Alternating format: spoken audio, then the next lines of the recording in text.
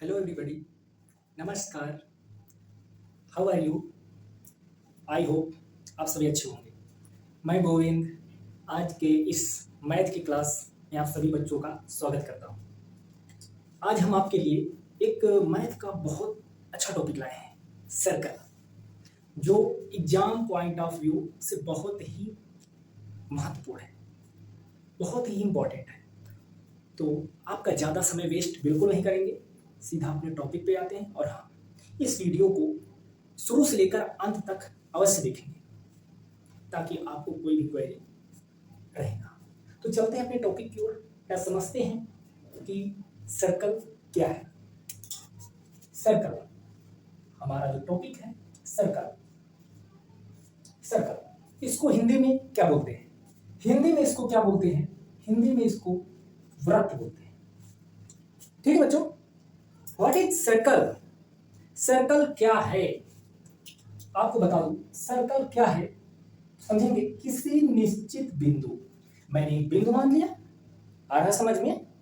ध्यान से, किसी एक निश्चित बिंदु से निश्चित दूरी पर स्थित, किसी एक निश्चित बिंदु से निश्चित दूरी पर स्थित बिंदुओं के समूह को ही हम सर्कल बोलते हैं। बेटा समझ में आ रहा है कि नहीं?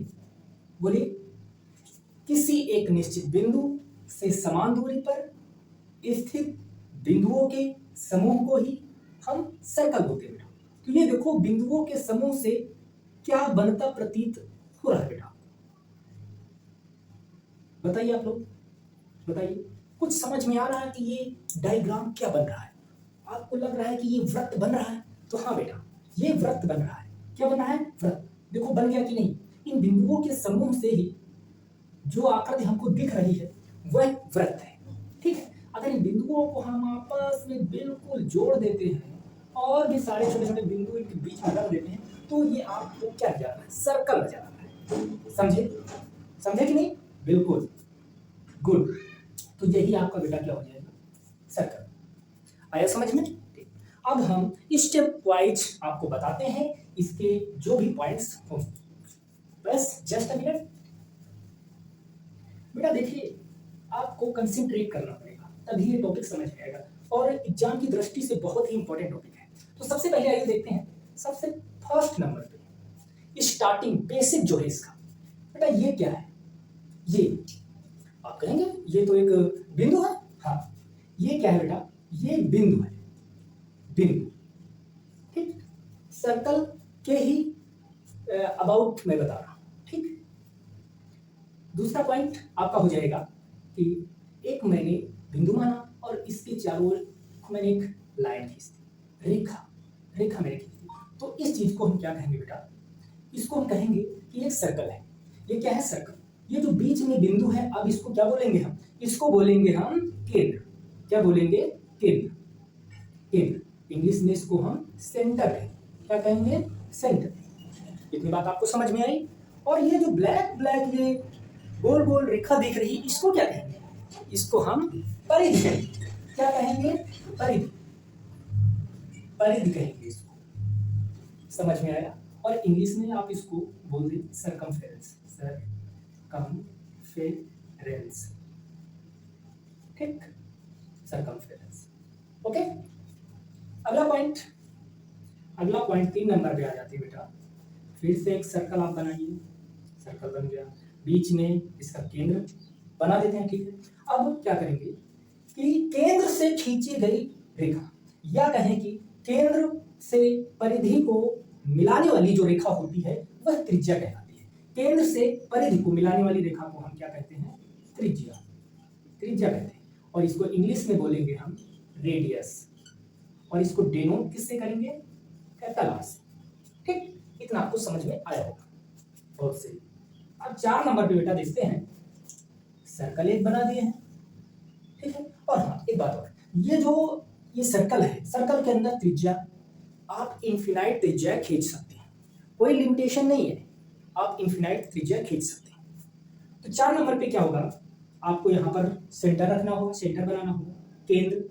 अब एक तो त्रिज्या ये हो गई, अब एक त्रिज्या मैं इधर खींच देता हूं। अब खोल सर ये दो त्रिज्या हो गई, बिल्कुल, एक ये हो गई और ये एक ये हो गई।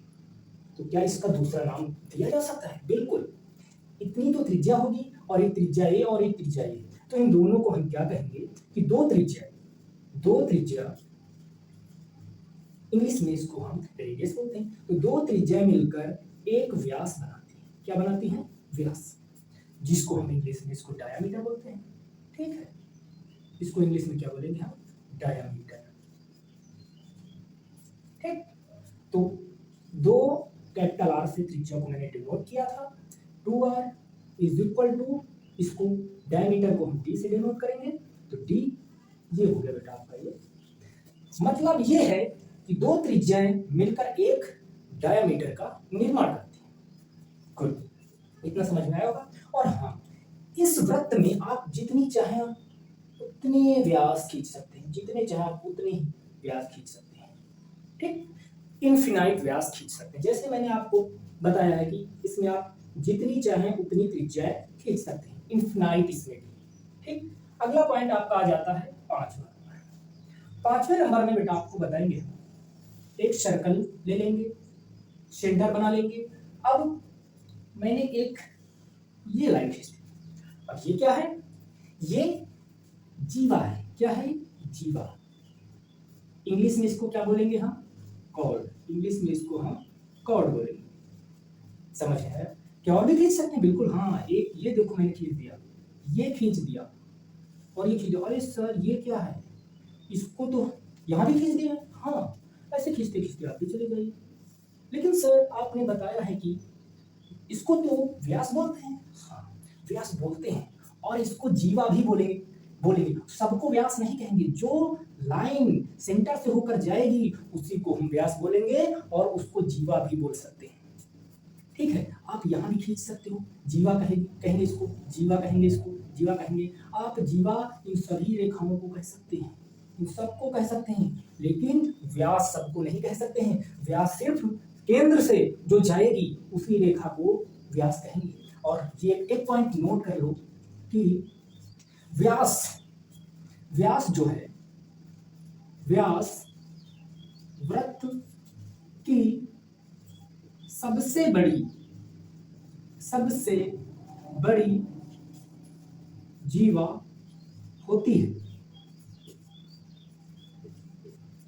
व्यास वृत्त की सबसे बड़ी जीवा होती है। अगर मैं कह दूं ये खींच दिया मैंने, तो छोटी जीवा है और ये थोड़ा सा बड़ी है, और सबसे बड़ी जीवा जो केंद्र से होकर जाएगी वही आपकी सबसे बड़ी जीवा कहलाएगी।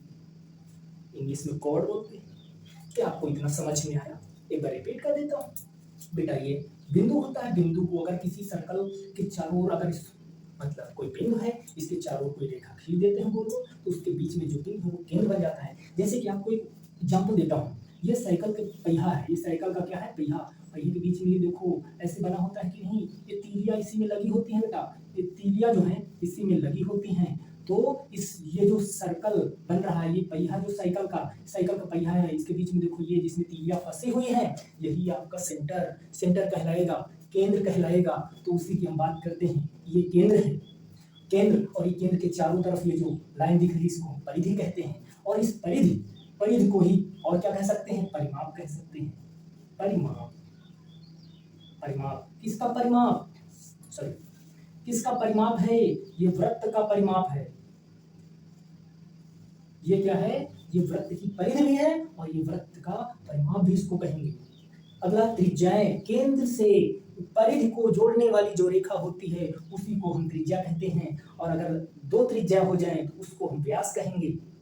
ठीक है, इसको व्यास कहेंगे। अनंत त्रिज्या खींची जा सकती है और अनंत व्यास खींचे जा सकते हैं। 5वें पॉइंट में ये है कि हम जीवा खींच सकते हैं। जीवा हम अनंत खींच सकते हैं, जीवा जितने चाहे उतने खींच सकते हैं, जीवा को भी। और ये जो केंद्र से ना जाए रेखा उसको भी जीवा कहेंगे। और याद रखना, सबको हम व्यास नहीं कहेंगे, डायमीटर नहीं कहेंगे, सिर्फ केंद्र से जो रेखा जाएगी उसी को व्यास या डायमीटर कहेंगे। और जितनी भी रेखाएं होंगी वो जीवा कहलाएंगी। एक बात और पॉइंट में लिखाया हूं कि व्यास वृत्त की सबसे बड़ी जीवा होती है। याद रखना, बहुत पूछा जाता है।